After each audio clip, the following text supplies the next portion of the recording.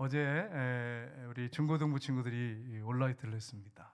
그래서 거기서 저녁에 밑에서 왜 그걸 허락하냐면 제가 좋은 기억들이 너무 많았기 때문입니다. 주일학교 때 중고등부 때 청년 때 새벽성을 돌았습니다. 교회에서 거의 자고 거기서 새벽성도를 했거든요. 선물 교환도 하고 그런 추억이 있기 때문에 아무리 시대가 한박해도 서로 사랑하고 서로 좋은 관계 가운데 있어야 한다 이런 생각을 갖고 있기 때문에 계속 우리 교회가 그렇게 됐으면 좋겠습니다. 서로 사랑하고 아꼈으면 좋겠습니다. 제가 이제 그 기억이 나는데 선물 교환 시간이 가장 기대가 됐습니다. 그 당시에 제가 솔직히 얘기해서 선물 그래서 저 사람은 어떤 선물을 넣었을까? 이게 선물 교환을 하잖아요. 예. 선물 교환하는데 그 해 성탄절이었는데 선물을 교환하는데 어떤 친구가 되게 기뻐하는 거 와 그러면서 묵직하더라고요. 근데 선물이 뭐였느냐? 사진 한번 볼까요? 네, 연탄이었습니다. 연탄을 포장해 가지고 선물에 넣었는데 그 친구 이게 드니까 무겁잖아요. 그러니까 이게 뭐야? 이게 너무 좋네. 막 이렇게 했는데 연탄이었어요. 그래 가지고 그 아쉬운 표정 막 섭섭하고 씁쓸한 표정. 그 옛날에는 연탄을 뗐기 때문에 이제 그다음 사진 보면 이제 새끼줄을 이렇게 꼬아서 이렇게 가운데 끼워 가지고 이렇게 좀 이렇게 달동네 있는 분들이 이렇게 들고 올라갔거든요. 근데 연탄을 한 장, 물론 필요 없는 건 아니에요. 가져갔습니다. 그거 버리진 않았어요. 근데 그게 선물이라고 하긴 좀 뭐하지 않습니까? 생활에 필요한 거지. 진짜 우리가 선물이라고 했을 때 소중하고 귀하고 아끼고 뭐 이렇게 정말 특이한 거 꼭 받아야 되는 거 이런 거 되잖아요. 여러분 세상에서 가장 큰 선물은 무엇입니까? 가장 큰 선물은 예수 그리스도십니다. 우리 하나님이 우리에게 최고의 선물을 이 땅에 보내셨습니다. 그분이 예수 그리스도십니다. 여러분 이 선물을 우리가 다 받았어요. 예수를 믿음으로 받아들임으로 받았습니다. 여러분과 저는 복 받은 사람입니다. 성탄절에 선물을 받은 사람입니다. 이 사실 여러분 믿으시기를 주님으로 축복합니다. 오늘 이 말씀에 보시면 가브리엘 천사가 마리아에게 예수님의 탄생 소식을 전해주고 그 위에 이제 요셉에게 나타났습니다. 요셉이 약혼을 했어요. 경혼이라고 옛날엔 정혼이라고 했는데 정혼하면 동침할 수는 없는데 결혼하고 똑같은 그런 어떤 영향력 그런 것이 정혼입니다. 똑같은 이렇게 생각하는 그 당시 사람들이 그런데 동침도 하지 않았는데 마리아 배가 불러오기 시작했습니다. 그래서 조용히 끊으려고 했습니다. 그때에 가브리엘 천사가 나타나서 요셉에게 내 아내에게 잉태된 것은 성녀로 잉태된 것이다. 사람의 어떤 정의에 의해서 난 게 아니고 성령으로 잉태된 것이다. 그리고 그에게서 태어날 사람은 세상을 구원할 구주시다. 이런 소식을 전하는 내용입니다. 오늘 말씀이 그런 내용이에요. 여러분 그렇습니다. 우리 예수님이 이 땅에 오시지 않았다면 이 땅은 캄캄한 어둠 가운데 죄 가운데 살다가 모든 인생들이 지옥에 떨어질 수밖에 없는 그런 상황이었습니다. 예수님이 빛으로 오셨습니다. 생명의 빛으로 오셨습니다. 예수 생명을 주시기 오셨습니다. 그리고 그분이 우리 죄를 위해서 죽으시고 부활하심으로 예수의 생명을 우리에게 주신 것입니다. 오늘 읽은 이 말씀을 통해서 예수님께서 이 세상에 오신 목적을 좀 더 구체적으로 우리가 살펴보기로 합니다. 첫 번째는 잃어버린 자를 찾으러 오셨습니다. 잃어버린 자는 죄인입니다. 잃어버린 죄인을 찾으러 오셨습니다. 저와 여러분이 이 안에 들어가는 것입니다. 어떤 사람들 전도하다 보면 나는 죄가 없다는 거예요. 그런 사람도 있어요. 어떤 분은 자기가 있다고 말을 하는데 한참 얘기하다 보면 자기는 죄가 하나도 없어요. 의로워요. 법 없이도 살 사람이에요, 자기가.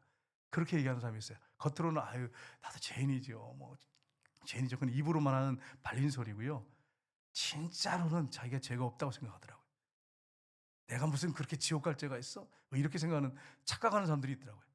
그러면 잃어버린 죄인을 찾으러 예수님이 오신 것입니다. 여러분 아담과 하와가 범죄한 다음에 에덴 동산에서 쫓겨났습니다. 그리고 이 지구에 수많은 인생들이 태어나게 됐습니다. 그 중에 하나님의 백성들, 하나님이 기뻐하는 사람들이 있습니다. 그 잃어버린 자를 찾아서 오신 것입니다. 이게 성탄절입니다. 이 사실을 여러분 잊지 마시기를 주님이 여러분 축복합니다. 누가복음 19장 10절 보시면 이렇게 되어 있습니다. 같이 읽겠습니다. 인자가 온 것은 잃어버린 자를 찾아 구원하려 함이니라. 아멘. 예수님이 어떤 사람을 찾기 오셨다고요? 잃어버린 자입니다. 잃어버린 자를 찾아 구원하러 오셨다고 주님이 분명히 말씀하셨습니다. 누가복음 5장 32절에 보시면 예수님 이렇게 말씀하십니다. 내가 의인을 부르러 온 것이 아니요 죄인을 불러 회개시키러 왔노라. 아멘. 여러분, 세상의 모든 인생들은 다 죄인입니다. 죄가 없는 사람이 어디 있어요? 다 똑같은 죄인들이에요. 그런데 예수님은 자신이 죄인인데 죄인 걸 모르고, 죄인인지를 모르고 착각에 빠져 있는 사람들, 자기의 선행으로 천국 갈 거라고 착각하고 있는 사람들, 이런 의인들을 불러온 게 아니고 죄인을 불러 회개시키러 왔다. 이렇게 주님이 분명하게 말씀을 해주셨습니다. 그래서 예수님이 이 땅에 오신 것입니다. 그래서 여러분, 예수님이 이 땅에 오셨는데 문제가 뭐냐면 이 세상의 출생 방식으로 하면 다 죄인이에요. 하나님의 아들이 오려면 이 세상 출생 방식이 아니에요. 남자와 여자, 부정과 모율에서 태어나면 안 되는 것입니다. 그래서 하나님의 아들이 이 땅에 오시는데 어떻게 오셨냐면 성령으로 오셨습니다. 그래서 요셉이 가만히 끊어버리려고 그랬어요. 왜냐하면 그 당시에 정혼한 여자인데 임신했다 그러면 돌에 맞아 죽습니다. 그래서 조용히 끊어버리려고 그랬어요. 관계를 끊으려고 그랬는데 천사가 나타났어요. 그래서 오늘 18절, 19절, 20절에 보시면 말씀하고 있습니다. 같이 읽겠습니다. 예수 그리스도의 나심은 이러하니라. 그의 어머니 마리아가 요셉과 약혼하고 동거하기 전에 성령으로 된 것이 나타났더니 그의 남편 요셉은 의로운 사람이라 그를 드러내지 아니하고 가만히 끊고자 하여 이 일을 생각할 때에 주의 천사가 현몽하여 이르되 다윗의 자손 요셉아 내 아내 마리아 데려오기를 무서워하지 말라. 그에게 잉태된 자는 성령으로 된 것이니라. 아멘. 계속 강조하는 게 뭡니까? 성령으로 잉태했다는 거예요. 태어났다는 것입니다. 태어나게 될 것 하신 것입니다. 성령으로 잉태되셨어요. 여러분, 성령으로 예수님이 죄 없는 인간의 몸, 마리아의 몸만 빌렸는데 죄 없이 보호된 상태로 만나는 거예요. 죄 없이 보호된 상태로. 그렇게 태어날 거라는 것입니다. 이렇게 지금 천사가 분명하게 증거를 하고 있습니다. 여러분, 예수님은 성령으로 잉태되셨습니다. 그리고 30세가 돼서 공생을 시작할 때 요한에게 세례를 받으러 요단강에 가셨을 때 세례를 받으시고 물에서 올라오셨어요. 그걸 기도하실 때 성령이 비둘기 모양으로 이렇게 예수님 위에 임재하셨습니다. 성령이 충만해서 사역을 하셨는데 성령의 능력으로 사역하셨습니다. 가르치시고 전파하시고 치유하시고 제자 삼는 거 성령으로 하셨습니다. 그리고 히브리서에 보면 성령으로 죽으셨다고 됐어요. 십자가에 못 박혀 성령의 능력으로 죽으셨어요. 그리고 성결의 영이신 성령, 로마서 1장 4절에 나오죠. 성령으로 부활하셨습니다. 그리고 성령으로 말씀하셨어요. 부활하신 다음에 성령을 받으라 말씀하시고 명령하셨어요. 성령 충만 받으라고. 사도행전 1장 8절에 성령으로 명령하셨어요. 예수님의 생을 돌아보면 어떤 생이냐? 성령에 의한, 성령과 함께하는 그런 방식으로 모든 사역을 하시고 모든 일을 하셨습니다. 마찬가지로 저와 여러분이 하나님의 일을 할 때, 교회에서 섬길 때 성령의 충만해서 사역을 감당해야 됩니다. 제가 목사의 사명을 감당할 때 성령의 능력으로 사명 감당하지 않으면 목사하지 말아야 합니다. 제가 강연하고 지식 전달하려고 이 자리에 선 게 아니에요. 성령의 능력으로 하나님 말씀을 증거하기 위해서 쓴 것뿐입니다. 성령의 능력이 얼마나 중요한지 몰라요. 예수님의 생을 보면 성령이었습니다. 어제 우리 장로님 몇 분하고 우리 권사님이 계속 남편을 위해서 기도하는 분이 계셔서 집에 신방 와달라서 갔습니다. 가서 이제 예배 드리는데 설교하는데 성령님이 갑자기 권사님이 새벽마다 남편 구두를 신문에 싸가지고 오셨어요. 그래서 기도하신 거죠. 하나님, 남편보다 구두가 먼저 왔습니다. 그래서 주님, 우리 남편 예수 믿게 해주세요. 새벽마다 구두 싸가지고 한 3년 그렇게 하신 것 같아요. 그래서 남편한테 그 얘기를 내가 했어요. 우리 권사님이 우리 선생님 구원하기 위해서 구두를 싸가지고 와서 이렇게 새벽마다 떠놓고 구두가 먼저 왔습니다. 그러면서 기도했다 그러니까 너 왜 주인 없이 이렇게 허락 없이 구두를 가지고 갔냐 그러면서 막 웃으시는 거예요. 그래서 구원시키려고 이렇게 하신 겁니다. 그러니까 웃으면서 무슨 말인지 알죠. 근데 이제 웃으려고 그러신 것 같아요. 예. 그리고서 이제 영접기도 하니까 영접기도를 따라 하시더라고요. 그래서 영접기도 하고, 예. 그래서 이분이 불안해가지고 잠을 못 잤대요. 그래서 아내가 연세가 많으니까, 예, 권사님이 이쪽 방에서 자고 이 선생님은 이쪽 방에 주무셨는데 여기 이 집 방에서 불안해서 못 잔다는 거예요. 근데 이 방에 가면 잘 잔다는 거예요. 그래서 방을 바꾸셨대. 바꿔서 잔대. 왜 그런지 아세요, 여러분? 왜 그런지 아세요? 권사님은 날마다 성경 보고 기도하니까 그곳에 성령님이 임재해 계셔요. 평안하죠, 그 자면. 근데 이쪽 방 가면 불안한 거예요. 사탄이 역사하니까. 지금 방을 바꿔서 주무신대. 목욕탕 바꾸는 것도 아니고 이게 뭔지 모르겠어요. 그래서 이 방을 바꾸셨대. 왜냐하면 늘 기도하고 찬양하니까 거기에 성령이 임재 계시잖아요. 여러분 집에서 경건 생활하고 기도하셔야 됩니다. 성령이 임재합니다. 매일 여러분이 스마트폰 보고 있으면, 여러분 저도 여기서 자유로울 수가 없어요. 예전에 그래서 여기 죄밖에 짓는 게 없잖아, 그러죠? 예? 어떻게 성령님이 스마트폰 보는데 거기에 임재 계시겠어요, 여러분? 사랑하셔서 곁에 계시지만 안타까워하시죠? 계속 기도가 쌓이고 말씀이 쌓인 곳에는 성령이 임재하세요. 그래서 지금 바꿔서 주무신대. 여러분 혹시 집 방에서 불안하시거든, 경건한 여러분, 우리 집사님이나 누가 권사님 배우자가 계시든 바꾸세요. 그럼 평안해집니다. 근데 갔는데 불안해. 그러면 기도 생활 안 한 거야, 거기도.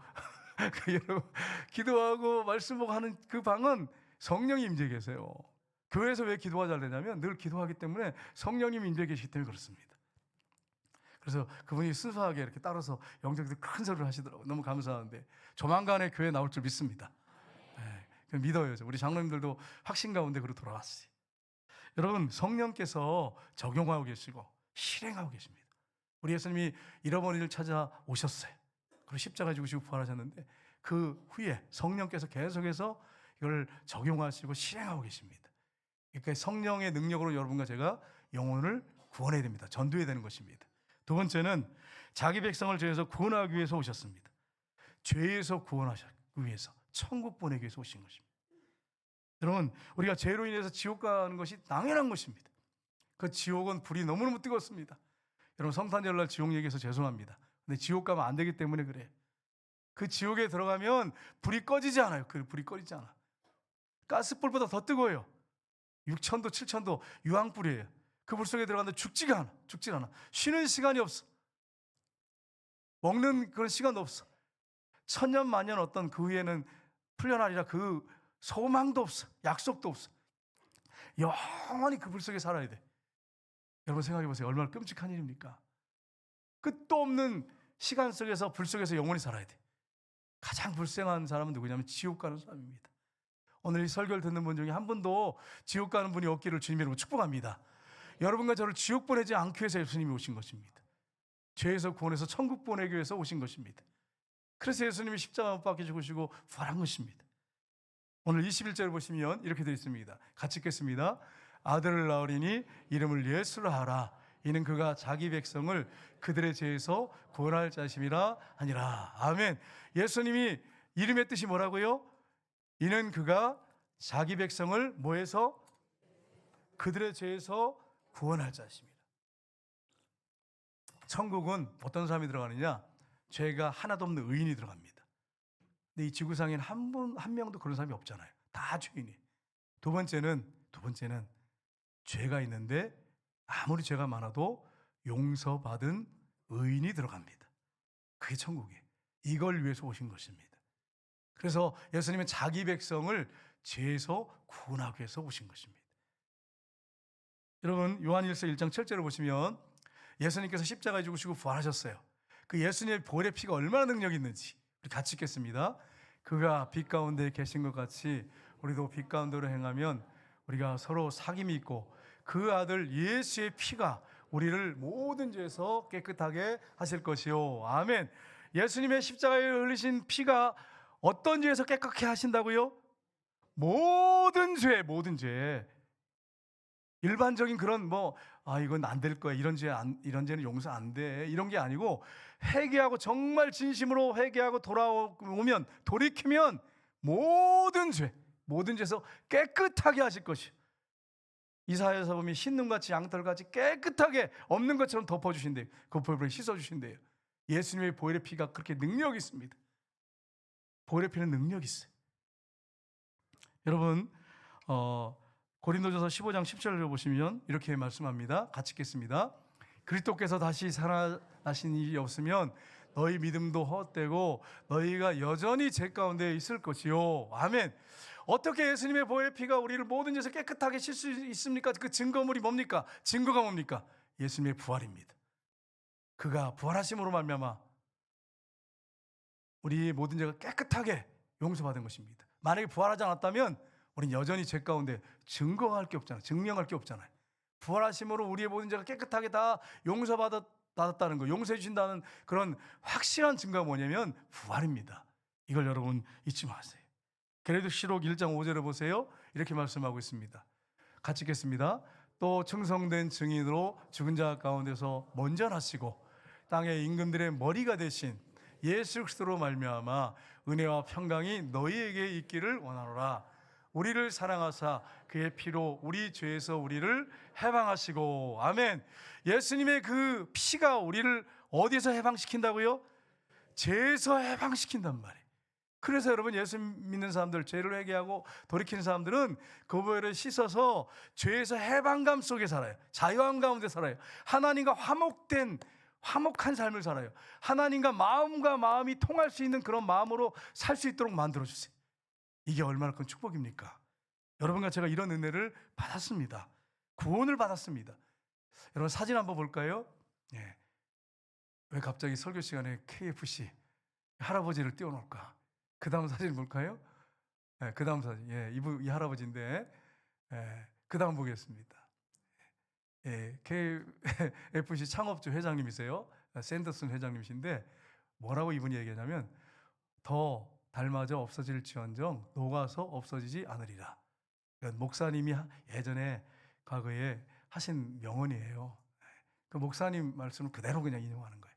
이분이 62세까지 성공 내가 출세 돈 많이 벌어야 했다. 예수 안 믿었어요. 그래서 올인했어요. 여기에 올인했어요. 그래서 돈 성공 막 그러다가 돈 하면 여러분 돌아버립니다. 돈 하지 마시길 주님으로 축복합니다. 돈 성공 이렇게 하다가 62세까지 계속 실패했어요. 그래서 정신병 걸렸어요. 돈 하니까 제가 돌아버리더라고요. 그래서 정신병에 걸려가지고 정신병으로 입원했어요. 이 할아버지가 62세. 그래가지고 병원에 입원해가지고 소망이 없는 거죠. 극단적인 생각을 하고 별의별 생각을 다 했어요. 정신병원에 있다고 이거 낫습니까? 안 낫잖아요. 그래서 어느 날 탈출을 했어요. 이분이, 할아버지가 탈출을 해가지고 62세 때 탈출을 했어요. 탈출해가지고 밖으로 나가서 어디로 가야 될지 모르겠는 거예요. 방황을 하고 있는데 교회에서 찬송 소리가 들려요. 어떤 찬송이 들리냐면, 너 근심 걱정 말아라 주 너를 지키리 주 날개 밑에 거하라 주 너를 지키리 주 너를 지키리 아무 때나 어디서나 주 너를 지키리 늘 지켜주시리. 2절 같이 할까요? 어려워 낙심될 때에 주 너를 지키리. 위험한 일을 당할 때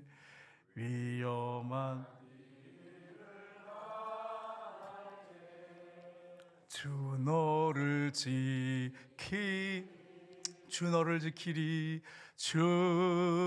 너를 지키리 아무 때나 어디서나 주 너를 지키리 늘 지켜주. 3절 하겠습니다.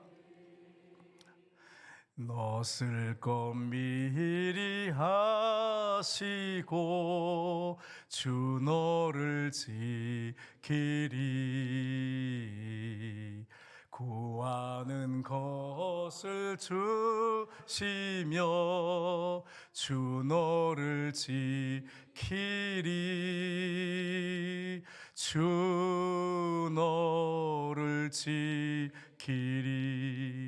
아무 때나 어디서나 주 너를 지키리 늘 지켜주시리. 어려운 시험 당해도 어려운 시험 당해도 주 너를 지키리. 구주의 품에 거하라. 주 너를 지키리. 주 너를 지키리. 아무 때나 어디서나 주 너를 지키리. 늘 지켜주시리. 아멘. 여러분, 찬송을 한 여인이 부르고 있는데 너무 감동이 된 거예요. 교회 뒷좌석에 앉아가지고 하염없이 우는 거예요. 통곡하면서 우는 거예요. 내가 평생 돈 성공 62세까지 계속 그것만 위해서 올인하고 달려왔는데 안식도 없고 평안도 없고 기쁨도 없고 그렇게 살았는데 그 찬양을 들으면서 뒤에 앉아서 막 이렇게 앉아있는데 막 마음에 평안이 막 몰려오기 시작했어요. 그리고 하염없이 그 교회에 앉아가지고 울고 기도를 하기 시작했어요. 무슨 기도인지 자기도 몰라요. 기도도 못했잖아요. 평생 안 해봤잖아요. 막 속에서 뭐라고 하는데 막 기도를 혼자 막. 그리고 난 후에 이분이 예수님을 영접하십니다. 그리고 예수님 믿게 됐고 이분이 그 위에 질병도 깨끗하게, 정신병 깨끗하게 고침받고, 그리고 이분이 나중에 계속 노력해가지고 1008번 실패, 1009번 성공, 이렇게 뭐 글이 있더라고요. 네, 성공하셨어요. 그래가지고 뭐 어마어마한 회장, 창업주가 되셨어요. 이건 하나님이 하신 일이에요. 하나님이 하신. 이분은 정신병에 걸려서 완전히 절망적인 상황에서 끝난 겁니다. 근데 주님은 그를 포기하지 않았습니다. 죄인을 구원하기 위해서 예수님 오셨어요. 전인을 구원하기 위해서 오신 것입니다. 우리가 이 사실을 기억하시고, 여러분, 주님은 포기하지 않습니다. 사람은 포기할 수 있습니다. 그러나 하나님은 포기하지 않습니다. 이 사실을 꼭 믿으시고 주님 붙잡으시길 주님으로 축복합니다. 세 번째로, 우리가 영원히 우리와 함께 하시기 위해서 오셨습니다. 예수 그리스도의 다른 이름은 뭡니까? 예수 그리스도의 다른 이름은 23절 보겠습니다. 같이 읽겠습니다. 보라, 처녀가 잉태하여 아들을 낳을 것이요 그의 이름을 임마누엘이라 하리라 하셨으니 이를 번역한즉 하나님이 우리와 함께 계시다 함이라. 아멘. 하나님이 구말리 장청에 계신 분이 아니고 이제는 이 땅에 오셔서 인생들과 함께 하시고, 예수님이 죽으시고 부활하신 다음에 승천하신 후에도 거룩하고 신령한 몸은 하늘에 계시지만 영으로 우리 가운데 함께하기 위해서 오신 거예요. 성경은 우리 분명히 말씀합니다. 예수님 말씀하셨어요. 부활하신 다음에 볼지어다 내가 세상 끝날까지 너희와 항상 함께 있으리라, 그렇게 말씀하셨어요. 예수님이 죽으시고 부활하신 이유가 있어요. 이 땅에 오신 이유가 있어요. 임마누엘 되시기 위해서 오신 것입니다. 그 성경이 뭐라고 말씀합니까? 로마서 14장 9절 보겠습니다. 이를 위하여 그리스도께서 죽었다가 다시 살아나셨으니 곧 죽은 자와 산 자의 주가 되려 하심이라. 아멘. 예수 믿다 죽은 사람들, 무덤에 있는 사람들의 주인뿐 아니라 지금 살아있는 우리의 주인 되기 위해서, 우리 안에 들어와 사시면서 주인으로 왕으로 사시기 위해서 예수님 부활하신 것입니다. 지금도 우리와 함께 하십니다. 이걸 믿으시길 주님 여러분 축복합니다. 그래서 데살로니가서 5장 10절에 보시면 이렇게 말씀합니다. 예수께서 우리를 위하여 죽으사 우리로 하여금 깨어있든지 자든지 자기와 함께 살게 하려 하셨느니라. 아멘. 임마누엘이, 예수님이 이 땅에 오셨어요. 죽으시고 부활하신 다음에 거룩한 신령한 몸은 하나님 보좌편에 계시지만 영으로 또 성령을 통해서 우리와 지금 함께하고 계십니다. 우리와 함께하기 위해서 임마누엘 되기 위해서 오신 것입니다. 여러분, 이 사실을 우리가 믿고 살면 이거보다 더 든든한 그런 여러분 힘이 어디 있겠어요? 얼마나 감사가 나온지 몰라요. 어제 저녁에 제가 이 말씀을 묵상하면서 예수님이 진짜 주인인지 질문해 보세요. 진짜인지. 여러분, 제가 질문하는데 다 아는 질문이지만 한번 질문 자신한테 해보세요. 진짜 여러분의 주인이 예수님이십니까? 아멘 소리가 작아졌어요. 여러분, 예수님이 진짜 주인이십니까? 그냥 지식으로만 목사님이 주인이라고 그러시고 성경이 그랬다니까 그냥 주인이지 뭐, 이렇게. 그게 아니라 여러분의 삶에 구체적으로 가정, 직장, 교회, 사회, 여러분 어디 가든지 그분이 여러분을 인도하시는 주인이요 목자시고 왕이십니까? 이걸 여러분 아멘하고 대답할 수 있습니까? 아멘. 이게 실제가 되면 뭐가 두렵겠어요? 그분이 주인이고 책임지시는데 내가 몸이 아픈다고 두렵겠어요? 암에 걸렸다고 두렵겠어요? 그분이 나의 주인이신데 주인이 아니고 머리로만 주인이라고 그러는데 마음은 안 믿어져. 그러니까 불안하고 두려운 거예요. 그분이 실제 주인이 왕이라 된 사실을 믿어지면 마음에 평안이 와요. 두려움이 사라져요. 제가 말씀을 묵상하니까 아 그렇구나. 그러니까 범사에 감사할 수 있는 거구나. 그분이 죽으시고 부활하신 나의 주인이 됐기 때문에 극한 상황에도 질병에도 고통과 고난에도 감사할 수 있구나. 그분이 나의 주인으로 지금 계시기 때문에. 성경이 그래서 뭐라고 말씀합니까? 고린도후서 5장 15절 같이 읽겠습니다. 그가 모든 사람을 대신하여 죽으심은 살아있는 자들로 하여금 다시는 그들 자신을 위하여 살지 않고 오직 그들을 대신하여 죽었다가 다시 살아신 이를 위하여 살게 하려 함이라. 아멘. 더 이상 우리는 자신을 위해 사는 사람들이 아니에요. 누굴 위해 삽니까? 나를 위해 죽으시고 부활하셔서 나와 함께 하신 주님, 나의 주인 되신 주님, 그분, 다시 살아나신 그분을 위하여 사는 게 우리의 인생입니다. 우리의 삶인 것입니다. 그래서 여러분, 내가 그리스도와 함께 십자가에 못 박혔나니 그런 이제는 내가 산 게 아니라는 거예요. 내가 산 게 아니에요. 내 안에 그리스도께서 사십니다. 그러니까 내 삶을 사는 게 아니에요. 주님을 기쁘시게 하는 삶, 주님을 위한 삶을 사는 것이 그리스도의 삶인 것입니다. 나를 위해서 사는 거 아니에요. 나를 위해서 날마다 발버둥 치고 사는 삶이 아니에요. 주님을 위해 사는 삶이에요. 이게 확실하면 두려울 게 없어요. 그러니까 오늘 아침에 일어나서도 너무너무 감사했어요. 걸어올 때도 너무너무 감사했어요. 왜요? 그분이 나의 주인이고 목자신데 왕이신데 뭐가 두렵겠어? 뭐가? 어떤 상황과 환경이 나를 함몰시키고 나를 절망시키겠어요? 없어요. 없어.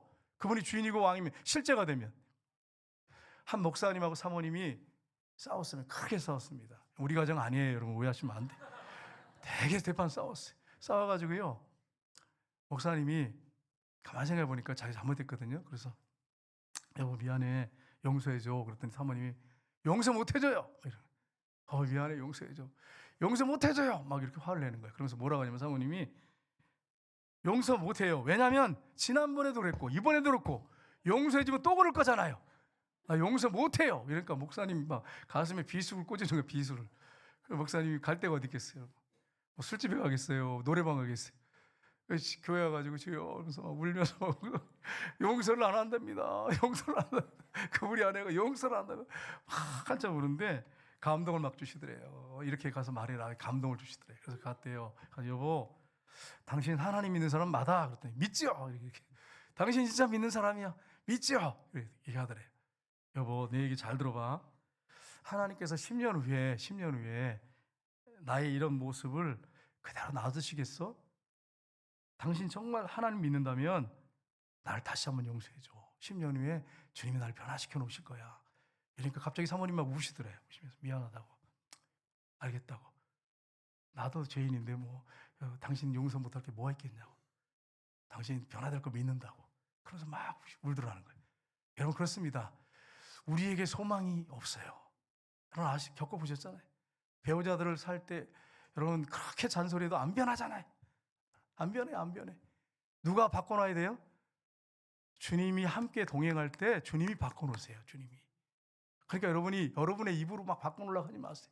남편 안 바뀝니다. 상처만 받아요. 빚을 꼽는 거예요. 그럼 어떻게 하면 되느냐? 남편을 위해서 아내를 위해서 기도 많이 하세요. 정말 예수님과 늘 동행하게 하세요. 임마누엘 아니십니까? 함께 해주십시오 주님. 그렇게 기도하다 보면 주님이 함께 하셔서 주님이 바꿔놓는 거예요. 여러분의 잔소리가 바꿔놓는 게 아니고 주님이 바꿔놓는 거예요. 그렇게 돼야 되는 거예요. 왜냐하면 그 예수님의 이름은 임마누엘입니다. 우리는 더 이상 우리 자신을 위해 사는 사람들이 아닙니다. 주님을 위해 사는 삶입니다. 이걸 여러분이 기억하셔서 임마누엘 되신 주님이 이 성탄절을 맞이해서 여러분과 동행함으로 승리하는 삶을 살고 예수님과 동행함으로 여러분의 삶이 점점 변화돼서 예수님을 닮는 삶, 많은 사람들에게 축복의 통로로 쓰임받는 삶, 삶으로 말로 예수님을 증거하는 삶, 이런 삶을 다 사시기를 주님 여러분 축복합니다.